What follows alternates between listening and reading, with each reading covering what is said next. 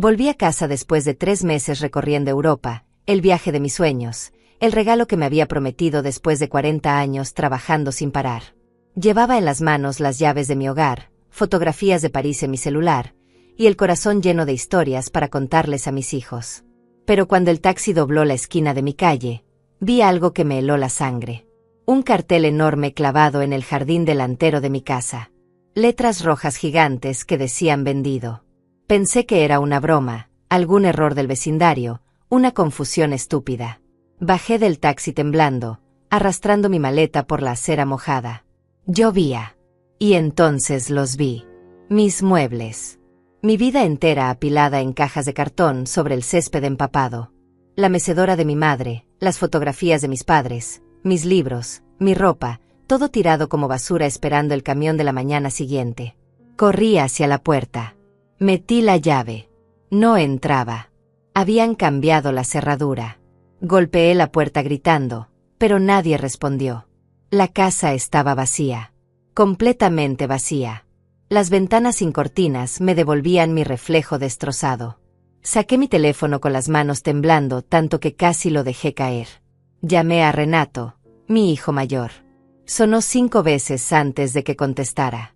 Escuché ruido de fondo, música, risas. Como si estuviera en una fiesta. Hola mamá, dijo con una voz tan casual que me partió el alma. Renato, ¿qué pasó con la casa? Grité. ¿Por qué hay un cartel de vendido?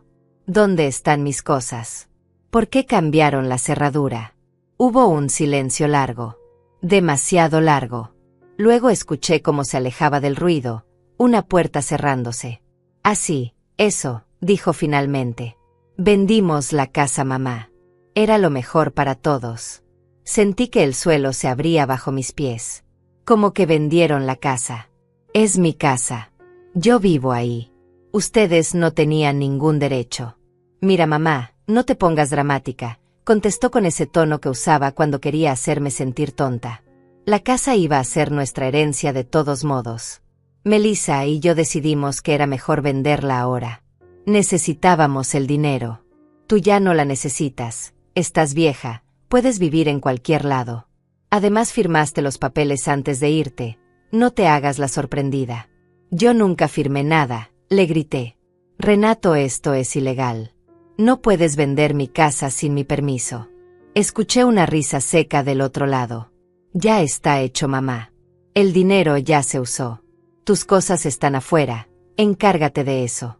Y si querías quedarte con algo valioso, debiste pensarlo antes de irte 3 meses de vacaciones como una reina mientras nosotros aquí luchando con las cuentas. No podía creer lo que estaba escuchando. Este era mi hijo. El niño que crié, al que le di todo, que cargué en brazos cuando tuvo neumonía a los 5 años, que abracé cada noche cuando tenía pesadillas. Renato, por favor, susurré, sintiendo las lágrimas quemarme los ojos. No me hagas esto. Soy tu madre. ¿Dónde voy a vivir? ¿Qué voy a hacer? No lo sé mamá, resolvélo. Nosotros ya resolvimos nuestros problemas. Ah, y no llames más. Necesito espacio. Esto es lo mejor para la familia. Y colgó. Así nomás.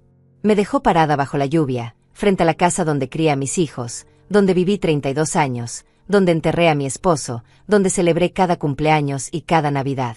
Y ahora no era mía. Llamé a Melissa, mi hija. Tal vez ella podría explicarme. Tal vez hubo un malentendido terrible. Melissa siempre había sido más sensible, más cercana a mí. O eso creía. Contestó al segundo tono. Mamá, ya sé para qué llamas, dijo antes de que pudiera hablar.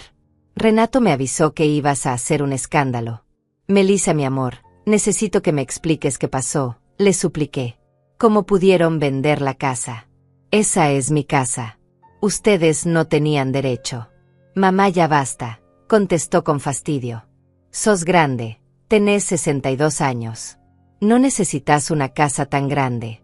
Renato y yo necesitábamos ese dinero. Teníamos deudas. Vos te fuiste de viaje a Europa como si nadaras en plata mientras nosotros acá sin poder pagar el alquiler. Pero ese viaje lo ahorré durante 5 años, dije llorando. Trabajé turnos dobles en el hospital. Me sacrifiqué toda la vida por ustedes. Y ustedes me pagan así, robándome mi casa. Ay, mamá, no seas exagerada, no te robamos nada. La casa iba a ser nuestra cuando te murieras de todos modos. Solo adelantamos las cosas. Deberías estar feliz de que tus hijos puedan vivir mejor. ¿O qué? ¿Preferís que terminemos en la calle? No puedo creer que estés diciendo esto, susurré. Bueno, créelo, dijo con frialdad. Mira, mamá, ya está hecho. Los papeles están firmados, la casa está vendida, el dinero está gastado. Punto final. Ahora deja de llamar porque estoy ocupada. Y búscate un lugar donde vivir porque esas cajas no van a quedarse ahí para siempre. La municipalidad las tira mañana si no las sacas. Melissa, por favor, empecé a decir, pero ella ya había cortado. Me quedé mirando el teléfono como si fuera un objeto extraño. Mis propios hijos. La gente que más amaba en este mundo. Me habían dejado en la calle como si fuera basura. Sin remordimiento. Sin compasión. Como si yo no valiera nada. La lluvia caía más fuerte ahora. Mis cajas se empapaban. Vi cómo el agua entraba por los cartones mal cerrados, arruinando las fotografías, los documentos, los recuerdos de toda una vida. Me arrodillé en el césped mojado e intenté tapar las cajas con mi cuerpo, pero era inútil. Había demasiadas. No podía salvarlas todas. Berenice, escuché una voz detrás de mí. Era Daniela, mi vecina de toda la vida.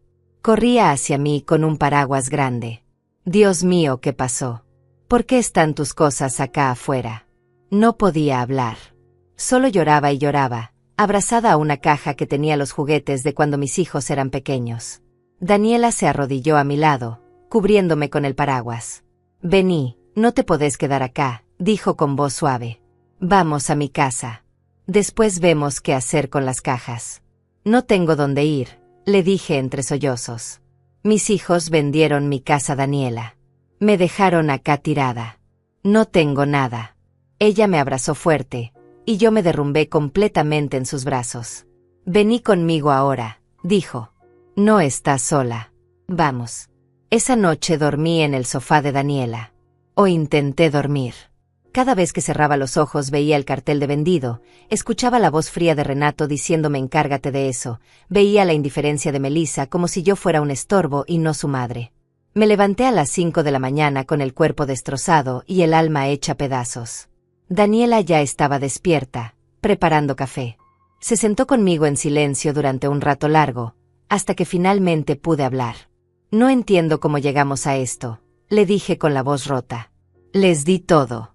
Trabajé doble turno durante años para que pudieran ir a buenas escuelas. Me quedé despierta noches enteras cuando estaban enfermos. Dejé mi vida de lado por ellos. Y así me pagan. Daniela apretó mi mano. A veces los hijos se convierten en personas que no reconocemos, dijo suavemente. Pero vos no mereces esto, Berenice. Nadie lo merece. Hoy vamos a ir a buscar tus cajas antes de que la municipalidad las tire. Y después vas a hablar con un abogado. Esto no puede quedar así. Tenía razón. No podía quedarme paralizada en la tristeza. Necesitaba actuar. Llamé al trabajo para avisar que llegaría tarde, y Daniela y yo fuimos a rescatar lo que quedaba de mi vida de esas cajas empapadas. Muchas cosas ya estaban arruinadas. Fotografías borrosas, documentos ilegibles, ropa con olor a humedad. Logramos salvar algunas cosas y las guardamos en el garaje de Daniela. Después fui al banco. Necesitaba entender qué había pasado exactamente. La empleada revisó mi cuenta y palideció. Señora Berenice, me dijo con incomodidad, su cuenta fue vaciada hace 2 meses. Se transfirió todo a una cuenta a nombre de Renato Villegas. ¿Cuánto? Pregunté aunque ya sabía que la respuesta me iba a destruir. $43,000, respondió. Los ahorros de toda mi vida. El dinero que había guardado para mi vejez, para emergencias, para tener algo de tranquilidad en mis últimos años. Todo robado por mi propio hijo. Sentí que me faltaba el aire. ¿Cómo pudo hacer eso?, susurré. Él no tenía acceso a mi cuenta. La empleada carraspeó incómoda. Aquí dice que usted firmó una autorización dándole acceso completo a sus cuentas. Tiene su firma. Yo nunca firmé eso, dije con desesperación. Necesito ver ese documento. Me lo mostró. Era una fotocopia borrosa de una autorización bancaria. La firma se parecía a la mía, pero yo sabía que no la había hecho. Renato había falsificado mi firma. Salí del banco tambaleándome.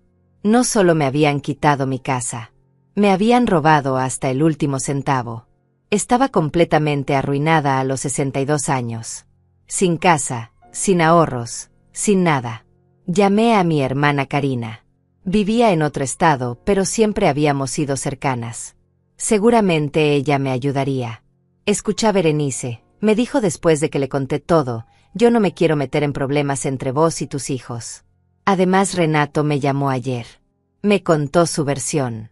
Dice que vos le diste permiso para vender la casa y que ahora te arrepentiste y lo querés culpar a él. Karina, eso es mentira, grité. Él falsificó documentos. Me robó. Mira, no sé qué creer, respondió con voz tensa. Pero yo tengo mis propios problemas. No puedo darte dinero ni dejarte vivir acá. Tengo 3 hijos en la universidad. Lo siento. Y cortó. Llamé a primos, a viejos amigos, a compañeros de trabajo. Todos tenían excusas. Algunos me creían, pero no podían ayudar. Otros claramente pensaban que yo estaba exagerando, que algo habría hecho para que mis propios hijos me trataran así. La gente siempre asume que si tus hijos te dan la espalda es porque fuiste mala madre. Nadie quiere creer que a veces los hijos simplemente son crueles. Durante 2 semanas viví en el sofá de Daniela. Ella nunca se quejó, pero yo veía el cansancio en su rostro. Tenía su propia vida, sus propios problemas. No podía abusar de su bondad para siempre. Una noche escuché sin querer una conversación telefónica que tuvo con su hija. Sí, todavía está acá, decía Daniela en voz baja. No sé cuánto tiempo más. Me da pena, pero esto no puede ser permanente. Tenía que irme. No podía convertirme en una carga. Al día siguiente busqué trabajos. Había sido enfermera durante 40 años, pero me había jubilado hacía 6 meses. Necesitaba algo urgente, lo que fuera. Encontré un puesto de recepcionista en una clínica dental. Pagaban $900 al mes. Era ridículamente poco, pero no tenía opción. También encontré un cuarto para alquilar. Una habitación minúscula en una casa compartida con otras 3 personas. El baño era compartido, la cocina era un desastre, y las paredes eran tan delgadas que escuchaba cada conversación de los vecinos. Costaba $500 al mes. Me quedaban 400 para comida, transporte y todo lo demás.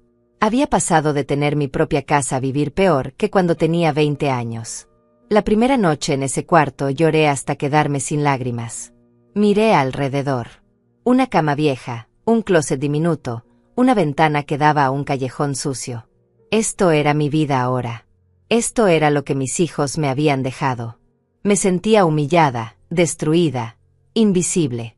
Pero algo cambió en mí esa noche. Una rabia fría empezó a crecer en mi pecho. No iba a dejar que me destruyeran completamente. No iba a darles esa satisfacción. Renato y Melissa creían que me habían vencido, que me habían dejado sin opciones. Se equivocaban. Al día siguiente empecé mi trabajo en la clínica. Sonreía a los pacientes, contestaba teléfonos, agendaba citas. Durante los descansos investigaba en Internet sobre leyes de propiedad, fraude documental, falsificación de firmas. Tomaba notas en un cuaderno gastado. Si mis hijos habían cometido un crimen, y estaba segura de que sí, iba a encontrar la forma de demostrarlo. Daniela me visitó una tarde después del trabajo. Me trajo comida casera y me abrazó fuerte. Estoy orgullosa de vos, me dijo. Muchas personas se hubieran rendido. Vos estás luchando.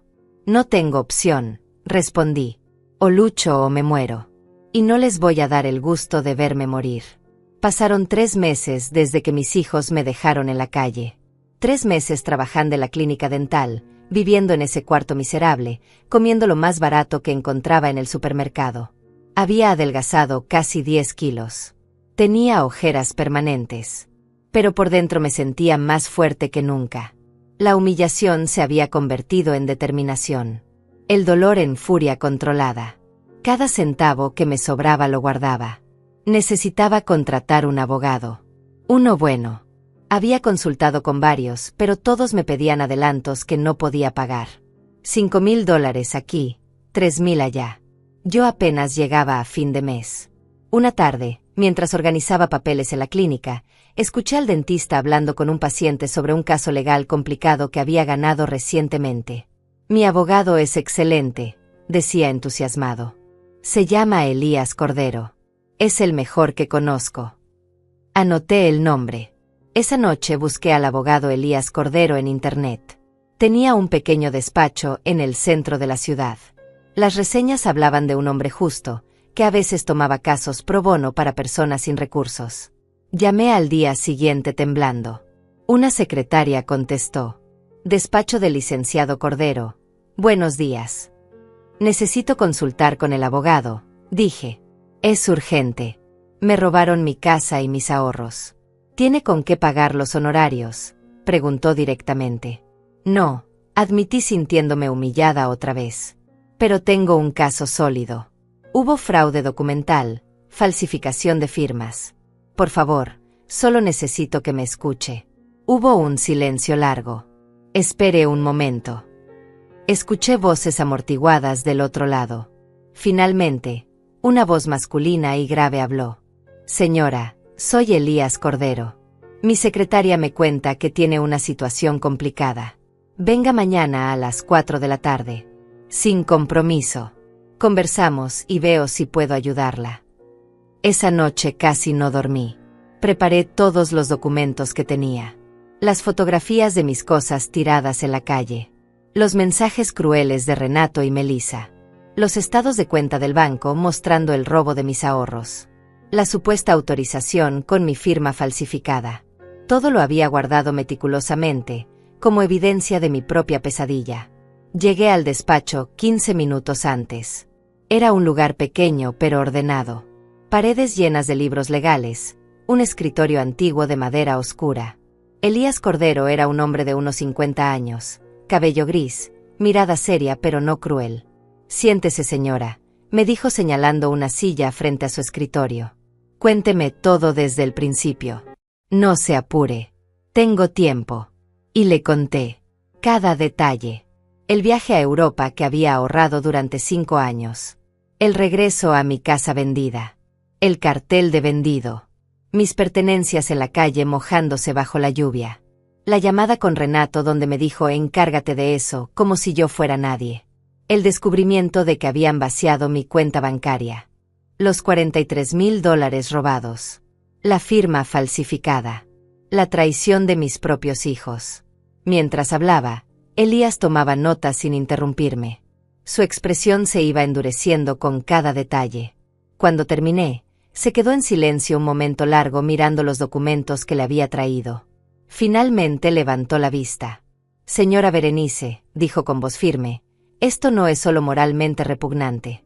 Es criminal. Sus hijos cometieron fraude, falsificación de documentos, apropiación indebida y posiblemente otros delitos más. ¿Entonces puedo hacer algo?, pregunté sintiendo esperanza por primera vez en meses. No solo puede hacer algo. Debe hacerlo, respondió. Lo que le hicieron es ilegal en todos los niveles posibles. La casa no podía venderse sin su consentimiento real. La transferencia bancaria fue fraudulenta. Todo esto tiene solución legal. Y usted puede ayudarme, susurré. Elías se recostó en su silla y me miró fijamente. Voy a ser honesto con usted, señora. Este caso va a tomar tiempo.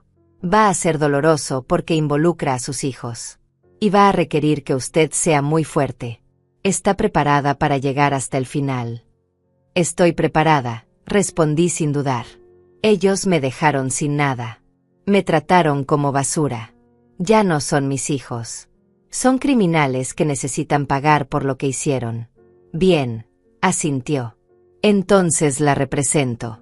Vamos a hacer esto de la siguiente manera. Yo no le cobro nada por adelantado. Trabajamos el caso, y cuando recupere lo que es suyo, me paga un porcentaje. ¿Le parece justo? Me pareció más que justo. Me pareció un milagro. Acepté inmediatamente. Elías extendió su mano y la estreché sintiendo que por fin alguien estaba de mi lado. Durante las siguientes semanas, Elías trabajó como un hombre poseído. Solicitó todos los documentos de la venta de mi casa. Pidió peritajes de la firma falsificada. Consiguió los registros bancarios completos. Entrevistó a Daniela como testigo de cómo me encontraron mis cosas en la calle. Construyó un caso que parecía una fortaleza inquebrantable. Un día me llamó a su oficina con urgencia. «Berenice, necesita ver esto», dijo poniéndome frente a su computadora. Me mostró documentos bancarios de Renato.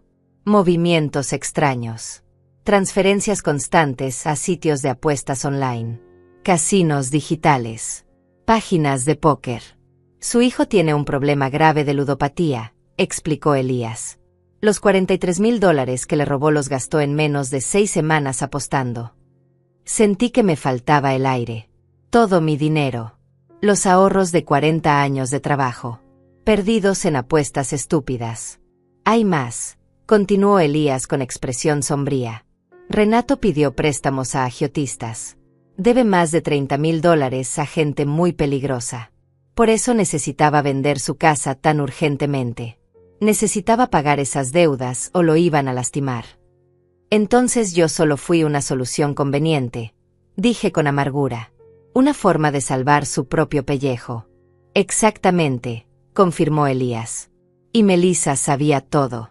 Hay mensajes entre ellos coordinando la venta, repartiéndose el dinero. Ella recibió $15,000 de la venta de su casa. Los usó para irse de vacaciones a Cancún con su novio mientras usted dormía en un sofá. La rabia que sentí en ese momento fue indescriptible. No era solo la traición. Era la frialdad. La crueldad calculada.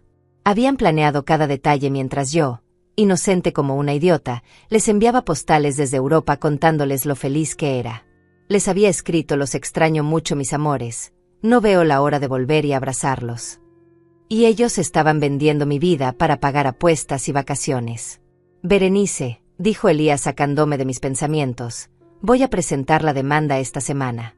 Vamos a anular la venta de la casa porque fue fraudulenta. Vamos a recuperar su dinero. Y vamos a presentar cargos criminales contra Renato y Melissa por fraude y falsificación. ¿Está segura de que quiere seguir adelante? Más segura que nunca, respondí. Que enfrenten las consecuencias de lo que hicieron. Esa noche, por primera vez en meses, dormí profundamente. Soñé que estaba en un tribunal y un juez golpeaba su mazo declarando justicia. Me desperté con una sensación extraña en el pecho. Tardé un momento en reconocerla. Era esperanza. Después de tanto tiempo en la oscuridad, finalmente había una luz al final del túnel. La demanda fue presentada un martes por la mañana. Elías me llamó al mediodía para confirmar que todo estaba en orden. Los documentos ya están registrados, me dijo con satisfacción en la voz. Ahora solo queda esperar a que le notifiquen a sus hijos. Prepárese, Berenice, porque van a reaccionar. No me importa cómo reaccionen, respondí. Ya no tengo nada que perder. Pero estaba equivocada. Todavía me quedaba algo que perder. Mi tranquilidad. Porque 2 días después, mi teléfono empezó a sonar sin parar. Era Renato. Llamó 7 veces seguidas. No contesté ninguna.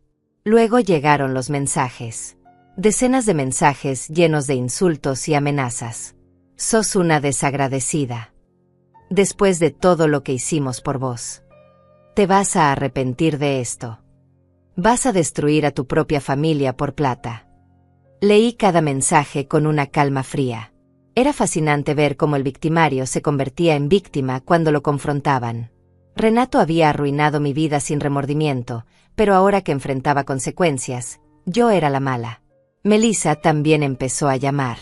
Dejó mensajes de voz llorando. Mamá, por favor, no hagas esto. Somos tu familia. ¿Cómo vas a denunciar a tus propios hijos? Pensá en lo que va a decir la gente. Bloqueé sus números. No iba a dejarme manipular otra vez. Pero ellos encontraron otras formas de contactarme. Llamaron a la clínica donde trabajaba. Mi jefa me dijo con incomodidad que un joven había llamado diciendo que yo era su madre y que estaba muy enferma mentalmente, que inventaba historias sobre robos que nunca sucedieron. Por supuesto no le creí nada, me aseguró mi jefa. Pero pensé que debía saberlo. También fueron a la casa de Daniela. Ella me contó furiosa que Renato había tocado su puerta exigiendo saber dónde vivía yo ahora. Le dije que no era asunto suyo y que se fuera antes de que llamara a la policía, me dijo Daniela. Ese muchacho tiene algo malo en los ojos, Berenice. Parecía desesperado. Está desesperado, confirmé. Las ratas siempre se ponen feroces cuando las acorralan. Elías me advirtió que esto era normal. Cuando los criminales ven que van a perder, atacan de todas las formas posibles, explicó. Van a intentar asustarte, manipularte, hacerte sentir culpable. Pero no podés ceder. Si cedes ahora, todo habrá sido en vano. No voy a ceder, le aseguré. Pueden llamar 1000 veces. Pueden llorar y amenazar. Ya tomé mi decisión. Las semanas pasaron y el caso avanzaba. Elías consiguió el reporte pericial de mi firma. El experto confirmó lo que yo ya sabía. La firma en los documentos de venta y en la autorización bancaria era falsa. Alguien había intentado imitar mi letra, pero había diferencias claras en la presión del trazo, en la inclinación, en varios detalles técnicos. Era evidencia irrefutable de falsificación. También aparecieron más detalles turbios. El comprador de mi casa era un empresario que había pagado $200,000 por la propiedad. Pero Renato y Melissa solo habían declarado que recibieron $140,000. ¿Dónde estaban los $60,000 restantes? Elías investigó y descubrió que el dinero había ido a una cuenta en las Islas Caimán. Evasión fiscal además de todo lo demás. Sus hijos no solo son ladrones, me dijo Elías con expresión grave. Son ladrones estúpidos. Dejaron un rastro de evidencia tan obvio que hasta un abogado novato podría ganar este caso. Falsificaron documentos. Evadieron impuestos. Hicieron transferencias bancarias ilegales. Todo está documentado. Van a perder y van a perder feo. Llegó el día de la primera audiencia. Me vestí con un traje gris que había comprado en una tienda de segunda mano. Quería verme digna, respetable. Daniela me acompañó al juzgado. No estás sola, me dijo apretando mi mano. Yo estoy acá. Elías está acá. La justicia está de tu lado. Gracias, susurré. No sé qué hubiera hecho sin vos. Entramos a la sala del tribunal y mi corazón casi se detiene. Allí estaban Renato y Melissa sentados al otro lado con su abogado. Era la primera vez que los veía en casi 4 meses. Renato me miró con odio puro. Melissa lloraba con un pañuelo en la mano, haciendo una escena dramática para la galería. Me dieron asco. Actuaban como víctimas cuando ellos eran los monstruos. El juez entró y todos nos pusimos de pie. Era un hombre mayor, de unos 65 años, con expresión seria. Se sentó y revisó los documentos del caso. Este es un asunto muy perturbador, dijo finalmente. Una madre denunciando a sus hijos por fraude y robo. Vamos a escuchar ambas versiones. El abogado de Renato y Melissa habló primero. Era un hombre joven, nervioso, que claramente sabía que tenía un caso perdedor. Su señoría, comenzó. Mis clientes actuaron de buena fe. La señora Berenice les había dado permiso verbal para vender la propiedad. Ella estaba de viaje prolongado y no podía manejar sus asuntos. Ellos solo trataban de ayudar. Era una mentira tan descarada que casi me río. Elías se puso de pie. Su señoría, con el debido respeto, eso es completamente falso y tengo evidencia que lo prueba. Empezó a presentar documento tras documento. La firma falsificada. El peritaje caligráfico. Los registros bancarios mostrando el robo de mis ahorros. Los mensajes de texto donde Renato me decía encárgate de eso con total frialdad. Las fotografías de mis pertenencias tiradas en la calle bajo la lluvia. El juez revisaba cada documento con creciente desaprobación. Miró a Renato y Melissa con dureza. ¿Ustedes tienen alguna prueba de este supuesto permiso verbal que alegan? El abogado tartamudeó. No, su señoría, pero fue un acuerdo familiar informal. El juez golpeó su mazo. Un acuerdo informal no autoriza a falsificar firmas ni a vaciar cuentas bancarias. Esto es fraude, señor abogado. Fraude criminal. Melissa empezó a llorar más fuerte. Mamá, por favor, gritó desde su asiento. Sos mi mamá. ¿Cómo me haces esto? Perdón si te lastimamos, pero no merecemos ir a la cárcel. Somos tu familia. La miré directamente a los ojos por primera vez. Dejaste de ser mi familia el día que me tiraste a la calle como basura, dije con voz firme. Las consecuencias de tus acciones no son mi problema. Son tuyas. El juez ordenó silencio.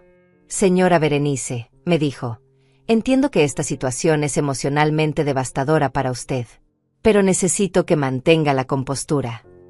Sí, su señoría, respondí. Disculpe. El juez asintió y continuó revisando los documentos. Después de lo que pareció una eternidad, habló nuevamente. He revisado toda la evidencia presentada y mi conclusión preliminar es clara. Hubo fraude documental. Hubo falsificación de firmas. Hubo apropiación indebida de fondos. La venta de la propiedad fue ilegal y por lo tanto nula. Ordeno que se inicie un proceso para revertir la venta y devolver la propiedad a su dueña legítima, la señora Berenice Villegas. Sentí que el aire volvía a mis pulmones. Además, continuó el juez con voz severa, ordeno una investigación criminal completa contra Renato Villegas y Melissa Villegas por los delitos de fraude, falsificación de documentos y apropiación indebida. Quedan prohibidos de contactar a la víctima bajo pena de desacato. Esta audiencia queda suspendida.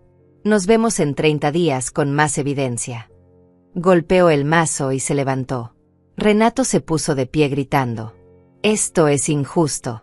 Es nuestra madre. Ella nos odia. Los guardias de seguridad se acercaron inmediatamente. Señor, contrólese o será expulsado, advirtió uno. Melissa sollozaba descontroladamente. Mamá, te lo ruego. No sigas con esto. Te lo suplico. Salí de la sala sin mirar atrás. Daniela me abrazó fuerte. Lo lograste, susurró. Ganaste, Berenice. Todavía no, respondí. Pero vamos por buen camino. Elías salió detrás de nosotras sonriendo. Ese juez está de nuestro lado, dijo. Vi su cara cuando revisó las fotografías de sus cosas en la calle. Estaba furioso. Este caso lo tenemos ganado. Esa noche volví a mi cuarto diminuto, pero me sentí diferente. Ya no me sentía humillada. Me sentía poderosa. Fuerte. Había enfrentado a mis abusadores en un tribunal y había ganado la primera batalla. Y esto apenas comenzaba. Los siguientes días fueron extraños. Por un lado, sentía una tranquilidad que no había experimentado en meses. El juez había validado mi verdad. Había reconocido públicamente que yo era la víctima y mis hijos los criminales. Por otro lado, sabía que esto estaba lejos de terminar. Renato y Melissa no se rendirían fácilmente. Y tenía razón. A pesar de la orden judicial que les prohibía contactarme, encontraron formas de acosarme indirectamente. Empezaron a publicar cosas horribles en redes sociales. Melissa subió un post largo en su perfil público contando una versión completamente inventada de los hechos. Mi madre nos está destruyendo por dinero, escribió. Nos acusa de cosas que nunca hicimos. Está enferma y necesita ayuda, pero prefiere arruinarnos la vida. El dolor más grande es ser traicionada por quien te dio la vida. Los comentarios se llenaron de gente que no conocía la historia real, condenándome. ¡Qué madre horrible! Los hijos siempre dicen la verdad. Seguro ella fue una madre terrible y por eso ellos reaccionaron así. Cada comentario era una puñalada. Quise responder, defenderme, contar la verdad. Pero Elías me detuvo. No caiga en ese juego, me advirtió. Las redes sociales no son un tribunal. La única opinión que importa es la del juez. Deje que hablen. La verdad saldrá sola. Tenía razón, pero dolía igual. Ver cómo mis propios hijos me difamaban públicamente, sabiendo que mentían, era una tortura nueva. Daniela me mostró que varios familiares lejanos habían compartido el post de Melissa, agregando sus propios comentarios de apoyo hacia ella. Pobre Melissa, qué cruz cargar con una madre así. Los hijos no mienten sobre estas cosas. Era insoportable. Pero entonces algo inesperado sucedió. Una prima segunda mía, Evelyn, que vivía en España y a quien no veía desde hacía años, comentó en el post de Melissa. Qué raro lo que contás, Melissa, porque tu mamá me escribió hace 2 meses contándome que ustedes le robaron la casa. Me mandó fotos de sus cosas tiradas en la calle. Me mandó capturas de los mensajes crueles que le enviaste. ¿Por qué mentís así públicamente? El comentario de Evelyn desató una guerra. Otras personas empezaron a cuestionar la versión de Melissa. ¿Tenés pruebas de lo que decís? Si tu mamá miente, ¿por qué hay fotos de sus muebles en la calle? Algo acá no cierra. Melissa terminó borrando el post completo. Evelyn me escribió por privado esa misma noche. Berenice, no sé todo lo que pasó, pero sé que vos no sos mentirosa. Si necesitas algo, contá conmigo. Lloré al leer su mensaje. No de tristeza, sino de alivio. Alguien más me creía. Alguien más había visto la verdad. Le conté toda la historia a Evelyn y ella quedó horrorizada. Tus hijos son unos delincuentes, me dijo directamente. No te sientas culpable por denunciarlos. Hiciste lo correcto. Sus palabras me dieron fuerzas renovadas. Mientras tanto, el proceso legal avanzaba. El comprador de mi casa, el empresario que había pagado los $200,000, fue citado a declarar. Elías me contó después que el hombre estaba furioso. No sabía que la venta era fraudulenta, había dicho. Los vendedores me mostraron documentos que parecían legítimos. Yo pagué de buena fe. Ahora resulta que puedo perder la propiedad y el dinero. El empresario demandó a Renato y Melissa por fraude también. Quería recuperar su dinero. Esto significaba que mis hijos ahora enfrentaban demandas de dos lados. La mía y la del comprador. Elías sonreía cuando me lo contaba. Se están hundiendo solos, decía. Cada día que pasa aparece más evidencia contra ellos. Es casi divertido verlos cavar su propia tumba. Un día recibí una llamada de un número desconocido. Normalmente no contestaba, pero algo me hizo atender. Era una mujer que se identificó como Karina, pero no mi hermana. Señora Berenice, mi nombre es Karina Méndez.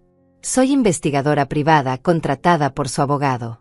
Necesito hablar con usted sobre su hijo Renato. ¿Qué pasa con él?, pregunté con el corazón acelerado. Hemos estado investigando sus movimientos financieros como parte del caso, explicó Karina. Y encontramos algo grave. Renato tiene deudas con agiotistas, eso ya lo sabe. Pero lo que no sabía es que esos agiotistas están buscándolo activamente. Tiene una deuda de $32,000 que debía pagar hace 2 meses. No pagó. Ahora lo están amenazando. A él y a su hermana también. Sentí una mezcla de emociones. Por un lado, no podía evitar sentir un poco de satisfacción. Renato había arruinado mi vida por dinero, y ahora el dinero lo estaba arruinando a él. Era justicia poética. Por otro lado, y aunque me odiaba a mí misma por sentirlo, todavía quedaba un pequeño pedazo de mí que era su madre. Un pedazo que se preocupaba. ¿Está en peligro?, pregunté. Sí, respondió Karina sin rodeos. Esta gente no juega. Si no les paga pronto, las cosas pueden ponerse muy feas. Pensé que debía saberlo. Gracias por la información, dije y colgué. Me quedé sentada en mi cama mirando la pared durante horas. ¿Debería importarme? ¿Debería ayudarlo? Él no me ayudó a mí cuando me dejó en la calle. Me robó todo y no le importó si yo terminaba durmiendo bajo un puente.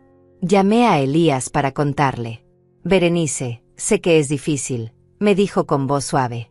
Pero tiene que entender algo. Renato creó esta situación. Él eligió apostar su dinero. Él eligió endeudarse con criminales. Él eligió robarle a usted para pagar esas deudas. Nada de esto es su responsabilidad. Si usted lo ayuda ahora, él volverá a lastimarla. Es un patrón. Tenés razón, admití. No puedo salvarlo. Ni siquiera si quisiera. No tengo con qué. 2 semanas después llegó la segunda audiencia. Esta vez había más gente en la sala. Periodistas. Algunos familiares. El caso había ganado atención porque involucraba una historia dramática. Madre contra hijos. Fraude familiar. Traición. Era el tipo de historia que a la gente le gustaba seguir. Me sentí expuesta, pero Elías me tranquilizó. Que vean, dijo. Que todo el mundo vea quiénes son realmente sus hijos. Renato y Melissa llegaron con un abogado nuevo. El anterior había renunciado al caso, probablemente porque sabía que era imposible de ganar. Este nuevo abogado parecía más agresivo, más dispuesto a pelear sucio. Cuando el juez abrió la sesión, el abogado pidió la palabra inmediatamente. Su señoría, mi clienta Melissa desea hacer una declaración. Melissa se puso de pie. Llevaba un vestido verde claro, el cabello recogido, maquillaje mínimo. Se veía vulnerable, frágil. Era todo actuación. Su señoría, comenzó con voz temblorosa, quiero decir que lamento profundamente todo lo que pasó. Sé que cometimos errores. Pero lo hicimos porque estábamos desesperados. Mi hermano tiene problemas de adicción. Necesitaba ayuda. Yo traté de protegerlo. Sé que tomamos malas decisiones, pero nunca quisimos lastimar a nuestra madre. La amamos. Por favor, no nos quite todo. Era un discurso perfectamente calculado para generar lástima. Algunos espectadores en la sala parecían conmovidos. Pero el juez no. Señorita Melissa, dijo con voz dura, usted no cometió errores. Cometió delitos. Falsificó documentos. Robó dinero. Dejó a su madre sin hogar. Y ahora viene aquí con lágrimas ensayadas esperando compasión. No la tendrá de este tribunal. Melissa se sentó llorando. Renato parecía furioso, pero no dijo nada. Su abogado intentó argumentar que la adicción de Renato era una enfermedad y que merecía tratamiento, no castigo. Su señoría, mi cliente necesita rehabilitación, no prisión. El juez lo interrumpió. Su cliente necesita ambas cosas. Porque la adicción no justifica destruir la vida de otra persona, especialmente su propia madre. Elías presentó más evidencia. Había encontrado mensajes entre Renato y Melissa de meses antes, cuando yo todavía estaba en Europa. Mensajes donde planeaban toda la operación. Tiene que ser rápido, escribía Renato.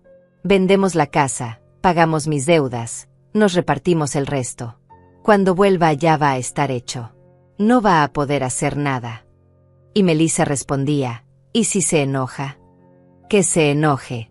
Igual que va a hacer. Ya es vieja. Nosotros somos su única familia. Va a tener que aceptarlo. Leer esos mensajes en voz alta en el tribunal fue devastador. Escuchar la frialdad con la que habían planeado destruirme. La forma en que habían calculado cada detalle. El desprecio total por mi vida, mi bienestar, mis sentimientos. Ya es vieja. Como si por tener 62 años mi vida no valiera nada. Como si fuera desechable. El juez escuchó todo en silencio. Cuando Elías terminó de presentar la evidencia, el juez se quitó los lentes y los limpió lentamente. Luego miró directamente a Renato y Melissa. En mis 30 años como juez, dijo con voz cargada de emoción contenida, he visto muchos casos de traición familiar. Pero este es particularmente cruel. Ustedes no solo robaron dinero. Robaron la dignidad de su madre. La dejaron literalmente en la calle. Y lo hicieron sin remordimiento. He revisado toda la evidencia, continuó. Los mensajes, los documentos falsificados, los testimonios. No hay duda. Ustedes son culpables de múltiples delitos. Por lo tanto, dicto sentencia preliminar. La venta de la propiedad queda anulada. La casa será devuelta a la señora Berenice Villegas. Los fondos robados de su cuenta bancaria deberán ser restituidos con intereses. Y ustedes enfrentarán cargos criminales que serán procesados por la Fiscalía. Esta no es una decisión que tomo a la ligera, pero la justicia lo exige. El mazo cayó con un golpe seco. Melissa gritó. Renato golpeó la mesa con el puño. Su abogado intentó calmarlo. Los guardias de seguridad se acercaron. Yo me quedé sentada, inmóvil, procesando lo que acababa de escuchar. Había ganado. Después de meses de sufrimiento, humillación y lucha, había ganado. La justicia había prevalecido. Salí del tribunal con Daniela y Elías. Afuera había periodistas esperando. Me rodearon con cámaras y micrófonos. Señora Berenice, ¿cómo se siente? ¿Qué mensaje tiene para sus hijos? ¿Los perdonará algún día? Elías intentó apartarlos, pero yo levanté la mano. Quería hablar.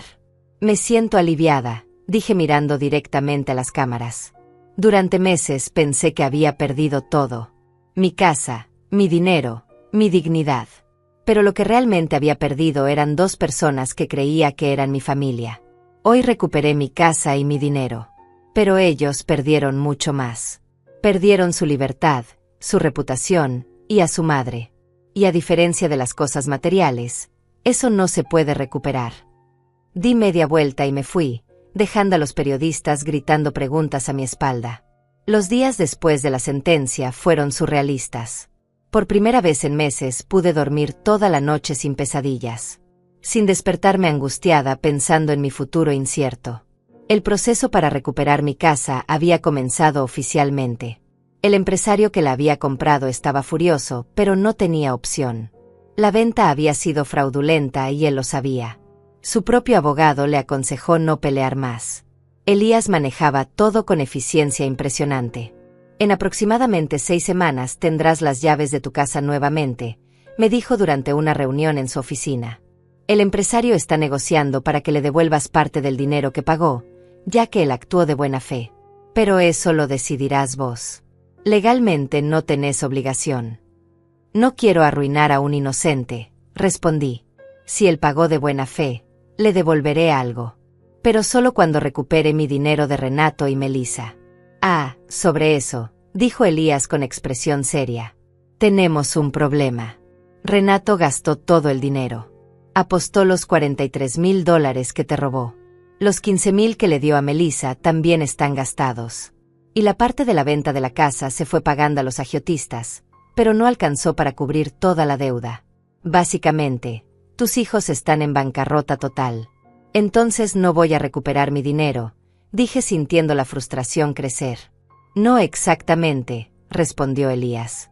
El juez ordenó que te restituyan los fondos con intereses. Si no tienen dinero, tendrán que trabajar y pagarte durante años. Se les embargará el salario. No será rápido, pero eventualmente recuperarás algo. Y si no pagan, irán a prisión por desacato. Así que tienen incentivo para encontrar la forma. Era mejor que nada, supongo. Esa tarde, mientras caminaba de regreso a mi cuarto, vi algo que me paralizó. Renato estaba esperándome afuera del edificio donde vivía. Se veía terrible. Había perdido peso, tenía ojeras profundas, la ropa arrugada. Cuando me vio, se acercó rápidamente. Mamá, necesito hablar con vos, dijo con voz desesperada. Di un paso atrás instintivamente. Tenés una orden de restricción, Renato. No podés estar acá, le dije con voz firme. Por favor, solo escúchame un minuto, suplicó. Estoy desesperado. Los tipos que me prestaron plata me están buscando. Me dijeron que si no les pago esta semana me van a lastimar. Necesito tu ayuda, mamá. Por favor. Lo miré fijamente. Este hombre que me suplicaba era el mismo que me había dicho encárgate de eso cuando me dejó sin casa. El mismo que vació mi cuenta bancaria. El mismo que falsificó mi firma sin remordimiento. ¿Querés que te ayude?, pregunté con voz helada. ¿Después de lo que me hiciste? Me dejaste en la calle, Renato. Dormí en un sofá durante semanas. Comí arroz con salsa durante meses porque era lo único que podía pagar. Lloré hasta quedarme sin lágrimas. Y ahora querés que te salve porque tus decisiones estúpidas te alcanzaron. Pero soy tu hijo, dijo con lágrimas en los ojos. Soy tu sangre. Ya no, respondí. El día que me traicionaste dejaste de ser mi hijo. Ahora sos solo un criminal que cometió errores y tiene que pagar por ellos. Igual que cualquier otra persona. Mamá, por favor, lloró. Van a matarme. Entonces llama a la policía, dije fríamente. Denuncia a los agiotistas. Busca protección legal. Pero no me busques a mí. Ya no soy tu solución. Ya no soy nada tuyo. Me di vuelta y entré al edificio dejándolo llorando en la calle. Temblaba mientras subía las escaleras. Una parte pequeña de mí, la parte que todavía recordaba al niño que había sido, sentía dolor por él. Pero la parte más grande, la parte que había sobrevivido a su crueldad, sabía que había hecho lo correcto. Si lo ayudaba ahora, nunca aprendería. Nunca cambiaría. Y yo volvería a ser su víctima. Esa noche llamé a Elías para contarle lo sucedido. Hiciste bien en no hablar con él, me dijo inmediatamente. Y tenés que reportar que violó la orden de restricción. Si no lo haces, va a seguir acosándote. Tenés razón, admití. Mañana voy a hacer la denuncia. Elías hizo una pausa. Berenice, hay algo más que tenés que saber. La fiscalía está avanzando con los cargos criminales contra tus hijos. Probablemente enfrenten entre 2 y 5 años de prisión cada uno. Cerré los ojos. 2 a 5 años. Mis hijos en la cárcel. Era lo que merecían legalmente, pero emocionalmente era devastador. ¿Puedo detener eso si quiero?, pregunté aunque ya sabía la respuesta. No, dijo Elías gentilmente. Los cargos criminales los presenta el Estado, no vos. Ellos cometieron delitos contra la ley, no solo contra vos. Ya no está en tus manos. Aunque quisieras perdonarlos, el proceso seguiría adelante. Entiendo, susurré. Las semanas siguientes fueron una montaña rusa emocional.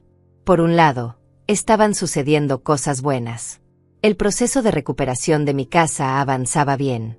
Elías negoció un acuerdo con el empresario.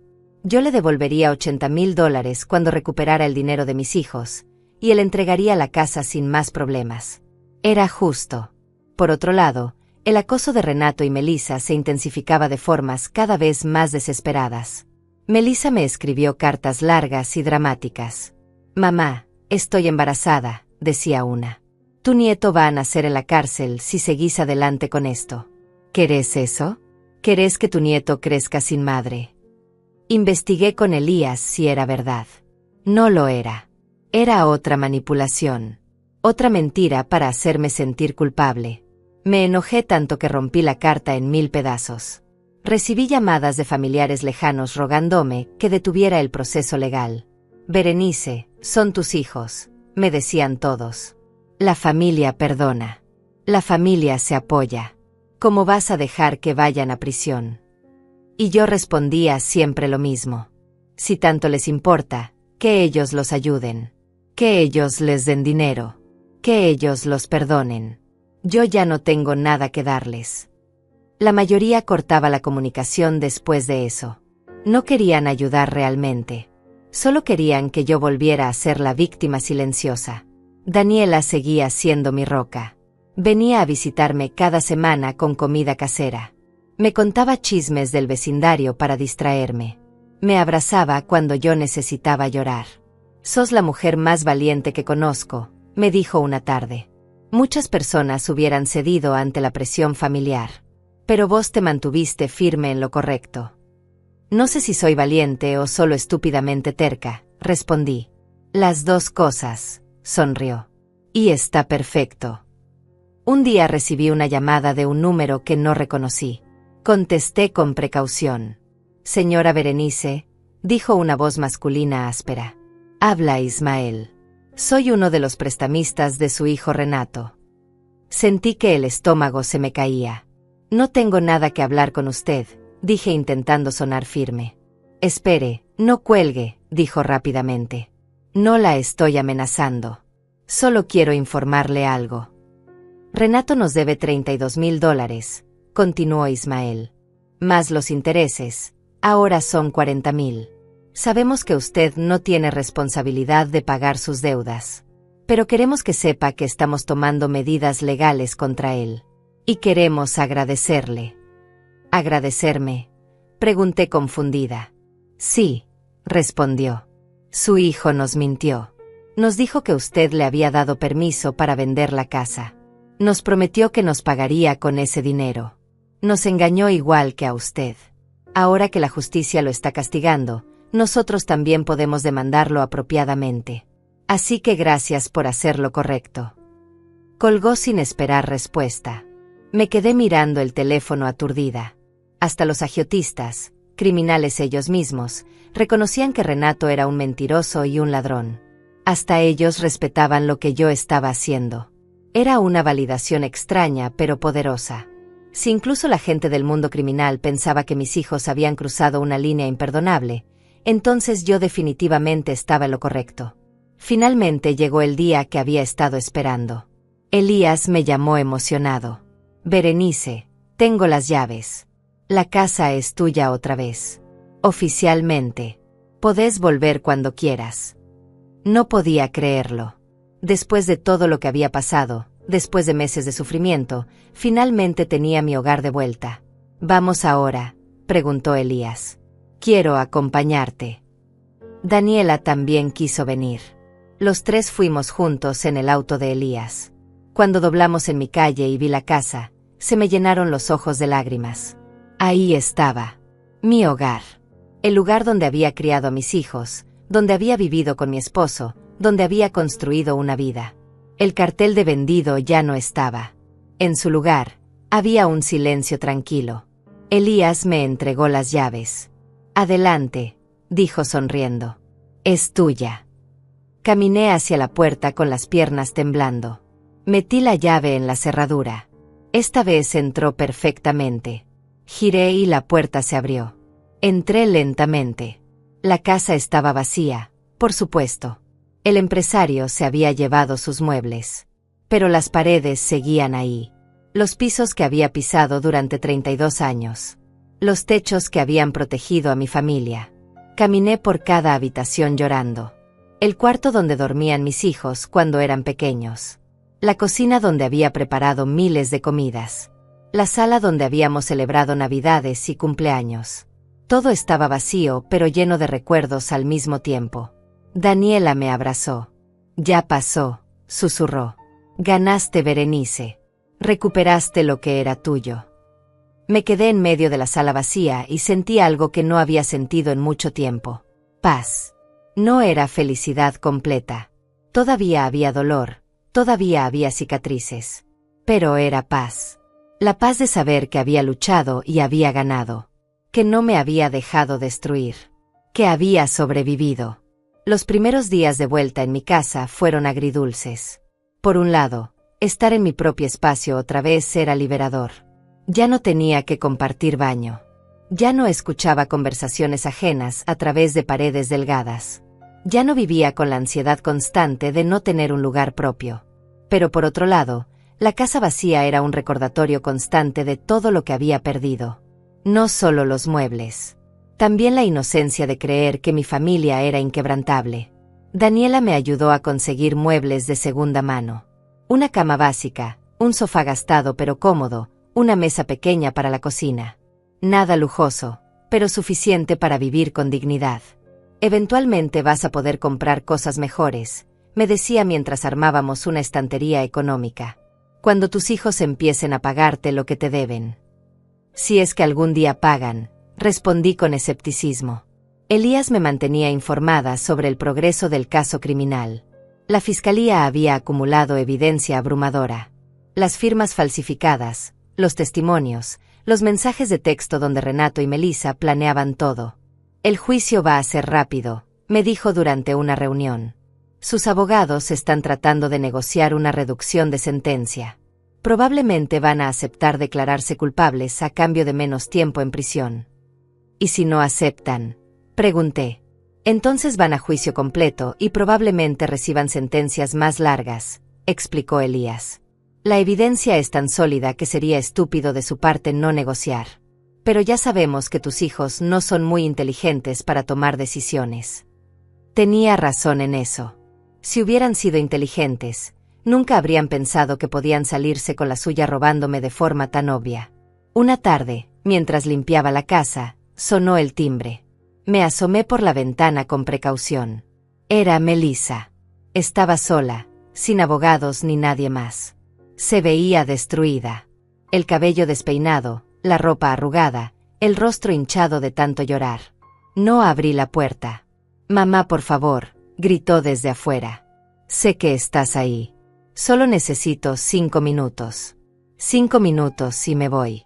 Por favor. Algo en su voz me hizo dudar. Contra mi mejor juicio, abrí la puerta pero me quedé en el umbral. No la dejé entrar. 5 minutos, dije fríamente. Y si intentas manipularme otra vez, llamo a la policía. Melissa asintió desesperadamente. No voy a manipularte. Solo vine a decirte la verdad. La verdad real. La miré con desconfianza, pero no dije nada. Ella respiró profundo. Renato me arrastró a esto, comenzó con voz temblorosa. Yo no quería venderte la casa. Yo te lo juro. Pero él me convenció. Me dijo que estaba en peligro, que los agiotistas lo iban a matar si no pagaba. Me dijo que vos estabas de viaje disfrutando mientras nosotros sufríamos. Me hizo sentir que era justo tomar lo que nos correspondía. Me crucé de brazos. Nadie te obligó, Melissa. Vos elegiste traicionarme. Lo sé, lloró. Lo sé y me odio por eso. Cada día me despierto y me odio. Pero tenés que creerme, mamá. Yo no sabía que Renato había falsificado tu firma. Yo pensé que realmente le habías dado permiso. Cuando me enteré de que había mentido, ya era demasiado tarde.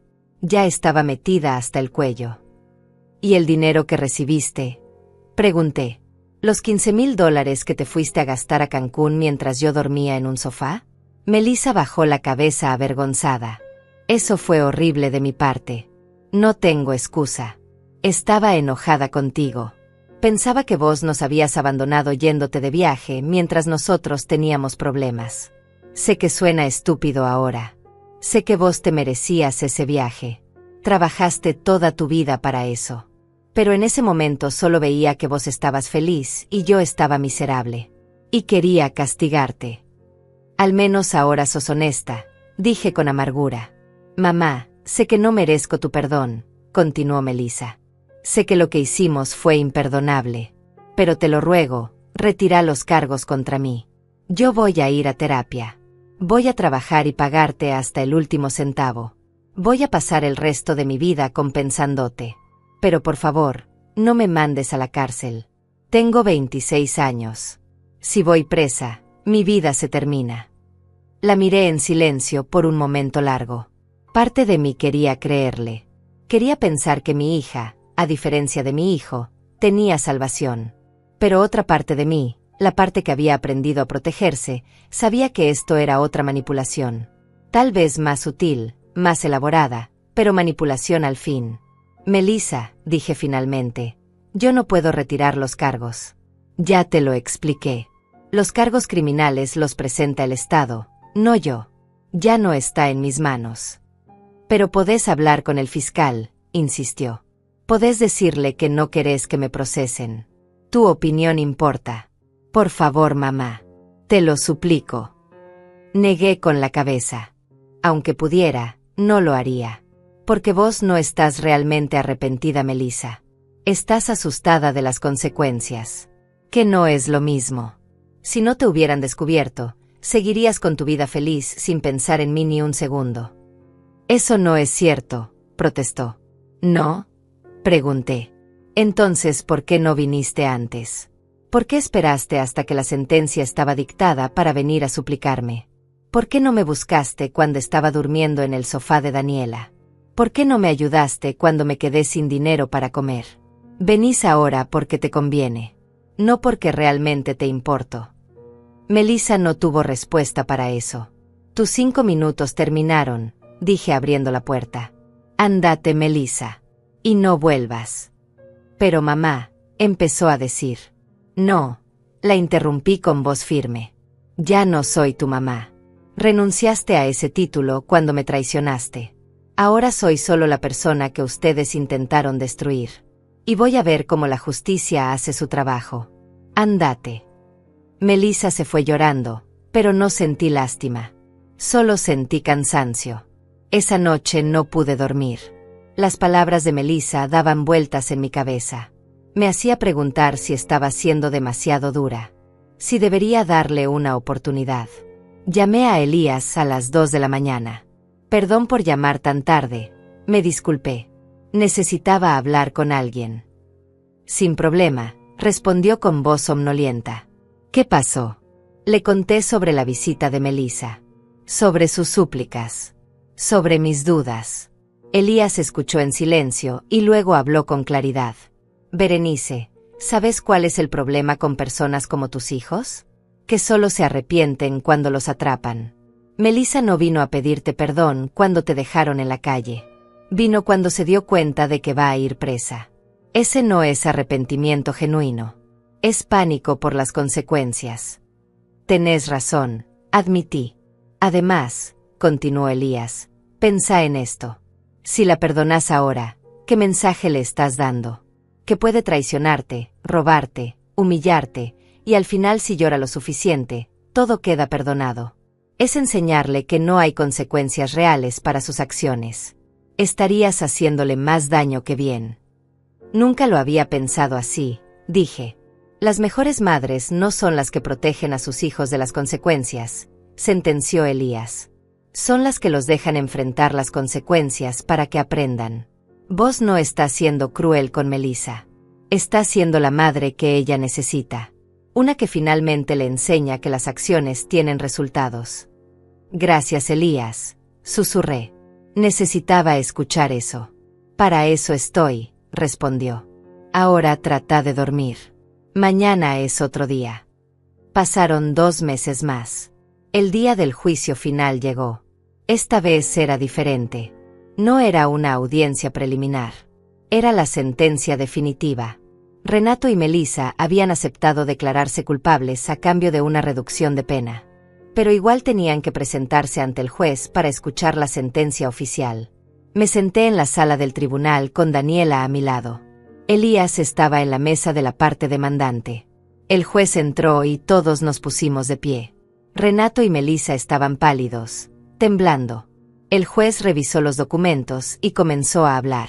Este ha sido uno de los casos más perturbadores que he manejado en mi carrera, dijo con voz grave. La traición de hijos hacia su madre. El abuso de confianza. La crueldad calculada. Todo está documentado de forma irrefutable. Renato Villegas y Melissa Villegas, continuó mirándolos directamente, ustedes se declararon culpables de fraude documental, falsificación de firmas y apropiación indebida. Han aceptado restituir los fondos robados a su madre con intereses. Y ahora debo dictar sentencia. La sala quedó en silencio absoluto. Se podía escuchar una aguja caer. Renato Villegas, lo condeno a 4 años de prisión, dijo el juez golpeando el mazo. Renato se derrumbó en su silla. Su abogado lo sostuvo. Melissa Villegas, la condeno a 2 años y medio de prisión. Melissa gritó y comenzó a llorar histéricamente. Ambos cumplirán sus sentencias sin posibilidad de libertad condicional durante el primer año, agregó el juez. Y cuando salgan, tendrán antecedentes penales de por vida. Espero, concluyó el juez, que usen este tiempo para reflexionar sobre lo que hicieron. Y espero que cuando salgan, sean mejores personas de lo que son hoy. Pero sobre todo, espero que la señora Berenice pueda finalmente encontrar paz sabiendo que la justicia fue servida. Golpeó el mazo una última vez. Se levanta la sesión. Los guardias se llevaron a Renato y Melissa esposados. Melissa me miró una última vez antes de salir. Sus ojos suplicaban perdón, compasión, algo. Pero yo solo la miré en silencio. No con odio. No con satisfacción. Solo con la calma de quien sabe que hizo lo correcto. Daniela me abrazó fuerte. Se terminó, susurró. Finalmente se terminó. Sí, respondí. Finalmente puedo respirar. Los meses después de la sentencia fueron extraños. Por primera vez en casi 1 año, no tenía que pelear. No tenía que ir a tribunales. No tenía que lidiar con abogados, ni documentos, ni audiencias. La batalla había terminado. Había ganado. Pero la victoria no se sentía como pensé que se sentiría. No había fuegos artificiales ni celebración. Solo un silencio extraño y una sensación de vacío que no sabía cómo llenar. Volví a mi rutina. Trabajaba en la clínica dental cada día. Volvía a mi casa, ahora amueblada modestamente pero con todo lo necesario. Cocinaba para mí sola. Veía televisión sola. Dormía sola. La casa que había recuperado se sentía demasiado grande y demasiado silenciosa. Los recuerdos vivían en cada rincón. Renato aprendiendo a caminar en esa sala. Melissa haciendo la tarea en la mesa de la cocina. Mi esposo leyendo el periódico en su sillón favorito que ya no existía. Daniela notó mi melancolía. Berenice, ganaste todo lo que querías recuperar, me dijo una tarde mientras tomábamos café. Tu casa, tu dignidad, justicia. ¿Por qué te veo tan triste? No lo sé, admití. Supongo que pensé que me sentiría diferente, que me sentiría completa otra vez. Pero solo me siento cansada y vacía.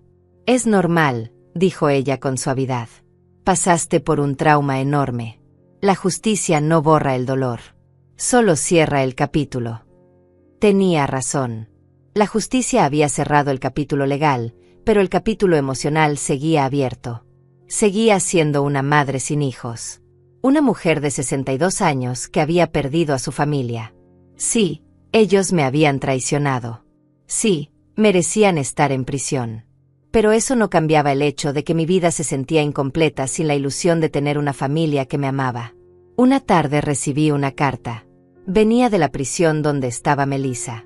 La miré durante horas sin abrirla. ¿Qué podría decirme que no hubiera dicho ya? ¿Más manipulaciones? ¿Más súplicas? Finalmente, con las manos temblando, la abrí. La carta era larga, escrita a mano con letra temblorosa. Decía: mamá, sé que probablemente no vas a leer esto. Sé que no merezco tu atención. Pero necesito decirte algo que debí haber dicho hace mucho tiempo. Tenías razón en todo. Continué leyendo con el corazón acelerado. Tenías razón cuando dijiste que no estaba realmente arrepentida. Estaba asustada de las consecuencias, no arrepentida de mis acciones. Pero ahora, después de 4 meses acá encerrada, finalmente entiendo lo que te hicimos. Finalmente entiendo el dolor que te causamos. Cada noche me despierto pensando en vos durmiendo en ese sofá. En vos comiendo lo más barato del supermercado. En vos llorando sola sin nadie que te ayudara. Y me odio más de lo que creí posible odiarme. La carta continuaba durante varias páginas. Melissa hablaba de la terapia que estaba tomando en prisión. De cómo finalmente estaba enfrentando sus propios problemas de codependencia con Renato. De cómo había pasado su vida siguiendo los planes de su hermano sin cuestionar nada. Renato siempre fue manipulador, escribía. Desde chicos. Y yo siempre fui su cómplice porque me daba miedo quedarme sola. Pero eso no me disculpa. Yo elegí traicionarte. Yo elegí el dinero sobre vos. Y voy a vivir con esa culpa el resto de mi vida. No te escribo para pedirte perdón, terminaba la carta. No merezco tu perdón. Te escribo para que sepas que finalmente entiendo. Finalmente veo el monstruo en el que me convertí. Y aunque salga de acá en 2 años, nunca voy a ser la misma persona. Esta prisión no es mi castigo real. Mi castigo es saber que destruí a la única persona que realmente me amaba incondicionalmente. Te quiero, mamá. Aunque ya no tengo derecho a decirlo. Melissa. Terminé de leer con lágrimas en los ojos. No sabía qué sentir. ¿Era real este arrepentimiento? ¿O era otra actuación elaborada? Ya no sabía si podía confiar en mis propios instintos con respecto a mis hijos. Me habían engañado tan completamente antes. ¿Cómo podía saber si esto era genuino? Guardé la carta en un cajón sin responder. No estaba lista para perdonar. Tal vez nunca lo estaría. Renato también intentó contactarme. Pero sus cartas eran diferentes. Llenas de rabia y resentimiento. Esto es tu culpa, escribía en una. Vos me metiste acá. Vos destruiste a tu propia familia por orgullo. Cuando salga, nunca te voy a perdonar esto. Rompí sus cartas sin terminar de leerlas. Renato seguía siendo el mismo. Incapaz de aceptar responsabilidad. Siempre culpando a otros por sus propias decisiones. Una tarde, mientras organizaba papeles viejos, encontré una fotografía de cuando mis hijos eran pequeños. Renato tendría unos 6 años, Melissa 4. Estaban abrazados, sonriendo a la cámara. Se veían tan inocentes, tan puros. Me pregunté en qué momento todo se había torcido. ¿En qué momento esos niños dulces se convirtieron en adultos capaces de tanta crueldad? ¿Había sido mi culpa? ¿Los había criado mal? Llamé a un terapeuta. Necesitaba ayuda para procesar todo esto. Durante las sesiones, el terapeuta me hizo entender algo importante.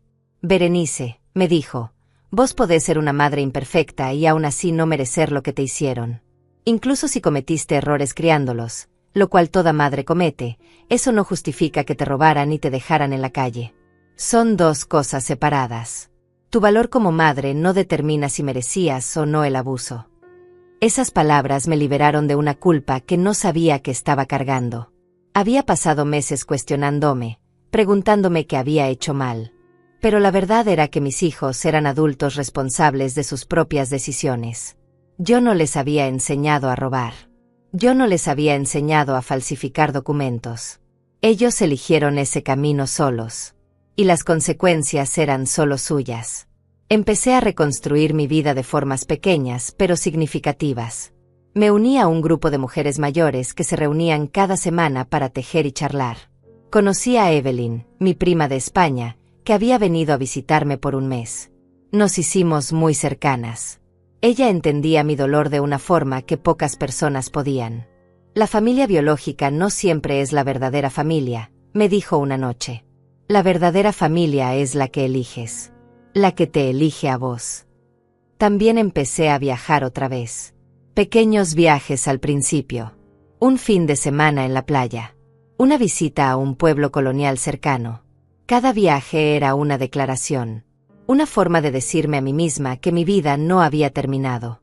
Que todavía tenía cosas por descubrir, lugares por conocer, experiencias por vivir.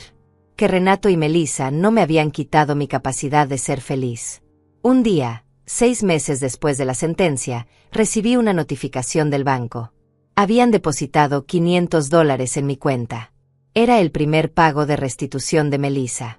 Aparentemente había conseguido un trabajo en la prisión y estaba usando su salario para empezar a pagarme. Era una cantidad ridículamente pequeña comparada con lo que me debía. Pero era algo. Era un inicio. Renato, por supuesto, no había pagado nada. Miré el depósito durante mucho tiempo. $500. Era casi insultante después de todo lo que me habían quitado. Pero también era una señal. Una señal de que tal vez, solo tal vez, Melissa realmente estaba cambiando. O al menos intentándolo. No la perdoné. Todavía no. Pero guardé el comprobante del depósito como evidencia de que algunas personas, a diferencia de otras, eventualmente intentan reparar el daño que causan. Esa noche me senté en mi sala, en el sofá que había comprado de segunda mano, en la casa que había recuperado con tanto esfuerzo. Miré alrededor y me di cuenta de algo importante. Esta casa ya no se sentía como antes. Ya no era el hogar lleno de recuerdos felices de una familia perfecta. Era otra cosa ahora. Era mi refugio. Mi fortaleza. El lugar que había luchado por recuperar no por nostalgia, sino por principio. Por dignidad. Por justicia. Y me di cuenta de que tal vez, solo tal vez, ya no necesitaba esta casa de la misma forma que antes. Antes la necesitaba porque representaba mi familia, mi pasado, mi identidad como madre y esposa. Ahora la necesitaba solo como prueba de que nadie podía quitarme lo que era mío. Pero una vez que tuviera esa prueba, una vez que me hubiera demostrado a mí misma que podía ganar, tal vez podría dejarla ir. Tal vez podría empezar completamente de nuevo. Pasó un año completo desde el día que volví de Europa y encontré mi vida destruida. Un año desde que vi el cartel de vendido en mi jardín. Un año desde que lloré bajo la lluvia rodeada de cajas con mis pertenencias. Parecía una vida entera. Parecía otra persona. Y en cierto modo, lo era. La Berenice que había vuelto de ese viaje era ingenua, confiada, llena de ilusiones sobre su familia. La Berenice que existía ahora era diferente. Más fuerte. Más sabia. Más solitaria también, pero con una soledad que había aprendido a abrazar. Una mañana me desperté con una claridad absoluta. Sabía exactamente qué tenía que hacer. Llamé a Elías a su oficina. «Quiero vender la casa», le dije sin preámbulos. Hubo un silencio del otro lado. «¿Estás segura, Berenice? Luchaste tanto para recuperarla». «Lo sé», respondí. «Y fue importante recuperarla. Pero ya no la necesito. Esta casa está llena de fantasmas. Necesito empezar de cero en un lugar que sea solo mío, sin recuerdos dolorosos». «Entiendo perfectamente», dijo Elías con voz suave. «De hecho, creo que es una decisión muy saludable. ¿Tenés idea de qué vas a hacer con el dinero?» «Voy a comprar un apartamento pequeño», respondí. «Algo cómodo pero manejable. Y con lo que sobré, voy a viajar». Voy a terminar el recorrido por Europa que Renato y Melissa me interrumpieron. Voy a vivir la vida que me merezco. Me parece perfecto, dijo Elías. Te ayudo con todos los trámites. La casa se vendió rápidamente. Una pareja joven con 2 niños pequeños la compró. Me pagaron $220,000. Un precio justo. Cuando firmé los papeles, sentí una mezcla de tristeza y liberación. Estaba cerrando un capítulo de mi vida para siempre, pero también estaba abriendo uno nuevo. Y esta vez, yo estaba en control total. Nadie podía quitármelo. Compré un apartamento de 2 habitaciones en un edificio moderno cerca del centro. Era luminoso, con ventanas grandes, sin historia previa. Cada mueble que compré lo elegí yo. Cada cuadro en las paredes reflejaba mi gusto. No había fantasmas ahí. No había recuerdos de traición. Era un espacio completamente mío. Me mudé con ayuda de Daniela, quien lloró cuando le conté que estaba dejando el vecindario. Te voy a extrañar tanto, me dijo abrazándome fuerte. Vas a venir a visitarme, le respondí.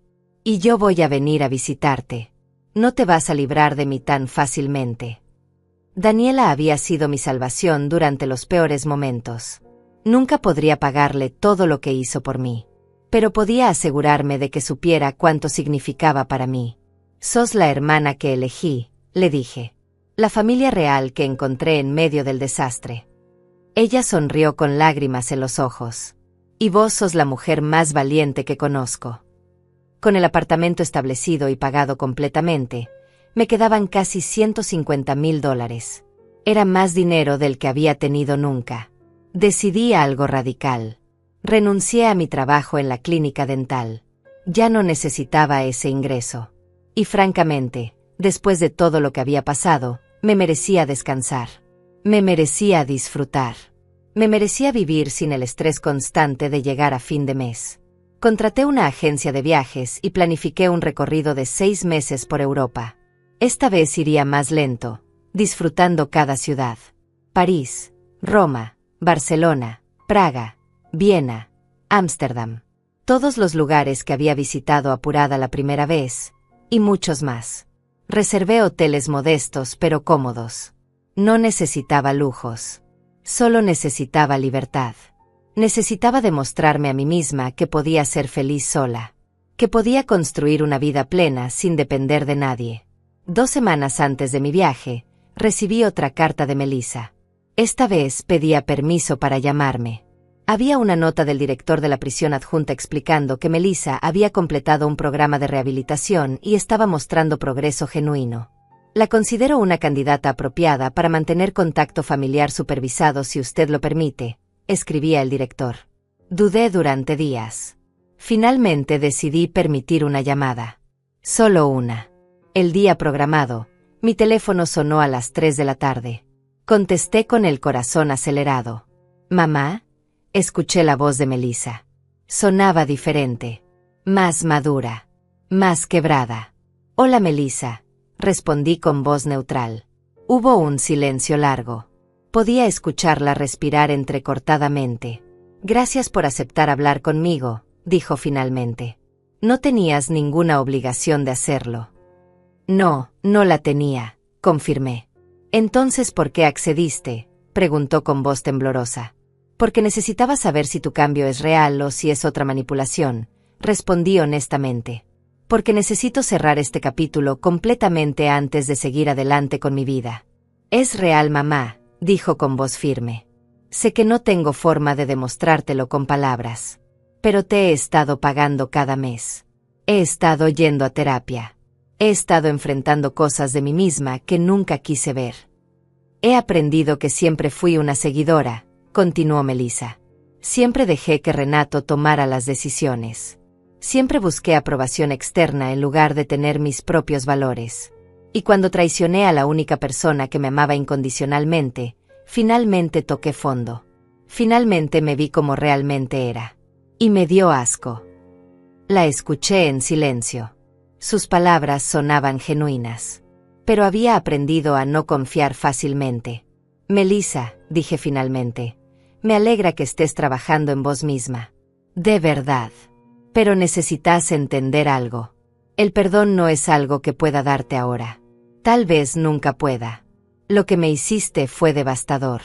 Casi me destruye completamente. Sobreviví, pero llevo cicatrices que nunca van a desaparecer. Entiendo, mamá, susurró. No espero tu perdón. Solo quería que supieras que lo lamento de verdad. Y que voy a pasar el resto de mi vida intentando ser mejor. Cuando salgas de prisión en un año, continué, vas a tener que reconstruir tu vida sin mí. No voy a ser tu red de seguridad. No voy a rescatarte de las consecuencias de tus decisiones. Tenés que aprender a pararte sola, como yo tuve que aprender. Lo sé, respondió. ¿Y Renato? Pregunté. ¿Todavía lo seguís? No, mamá, dijo firmemente. Corté todo contacto con él. Aprendí que mi relación con Renato era tóxica. Él nunca va a cambiar. Pero yo sí puedo. Hablamos unos minutos más. Le conté sobre mi nuevo apartamento, sobre mi viaje planeado. Melissa lloró cuando supo que iba a volver a Europa. Me alegra tanto que no dejaste que te quitáramos eso, dijo. Me alegra que sigas luchando por tu felicidad. Cuando colgamos, me sentí extrañamente en paz. No había perdonado a Melissa. Probablemente nunca lo haría completamente. Pero podía ver que al menos ella estaba intentando cambiar. Y eso era más de lo que podía decir de Renato. Llegó el día de mi partida. Daniela, Elías y Evelyn me acompañaron al aeropuerto. No puedo creer que realmente lo estés haciendo, dijo Daniela sonriendo. Después de todo lo que pasaste, vas a cumplir tu sueño otra vez. No es el mismo sueño, respondí. Es uno mejor. Porque ahora lo estoy haciendo con conocimiento completo de quién soy y qué valgo. Elías me abrazó. Berenice, fue un honor representarte. Fuiste la cliente más valiente que tuve. Vos me devolviste mi vida, Elías, le dije con gratitud. Nunca voy a poder pagarte realmente por eso. Él sonrió. Ya me pagaste. Y además, ver a alguien recuperarse completamente de una tragedia como la tuya es pago suficiente. Evelyn me entregó un pequeño diario. Para que escribas tus aventuras, dijo. Y para que cuando vuelvas, puedas recordar que esta vez, cada momento fue tuyo y solo tuyo. En el avión, mientras despegábamos, miré por la ventana viendo mi ciudad empequeñecerse. Pensé en todo lo que había pasado en un año. El dolor insoportable, la traición, la humillación, la lucha, la justicia, la recuperación y finalmente, la liberación. No era la misma mujer que había subido a un avión hace un año llena de ilusiones sobre su familia perfecta. Era alguien completamente diferente. Alguien más fuerte, más independiente, más consciente de su propio valor. Saqué el diario que Evelyn me había regalado y escribí en la primera página: hoy comienza mi verdadera vida. No la vida que otros eligieron para mí. No la vida definida por mi rol como madre o esposa. Sino mi vida. La vida de Berenice. Una mujer de 63 años que perdió todo, luchó por recuperarlo, y decidió que merecía más que simplemente sobrevivir. Decidió vivir. De verdad vivir. Cerré el diario y sonreí. Por primera vez en mucho tiempo, no tenía miedo del futuro. No tenía resentimiento consumiéndome. No tenía dolor paralizándome. Tenía claridad. Tenía libertad. Tenía paz. Mis hijos me habían quitado mi casa, mi dinero, mi confianza en la familia. Pero no habían podido quitarme mi espíritu. No habían podido destruir mi capacidad de levantarme. Y eso, al final, era lo único que realmente importaba. El resto de mi vida me esperaba. Y esta vez, cada segundo sería mío.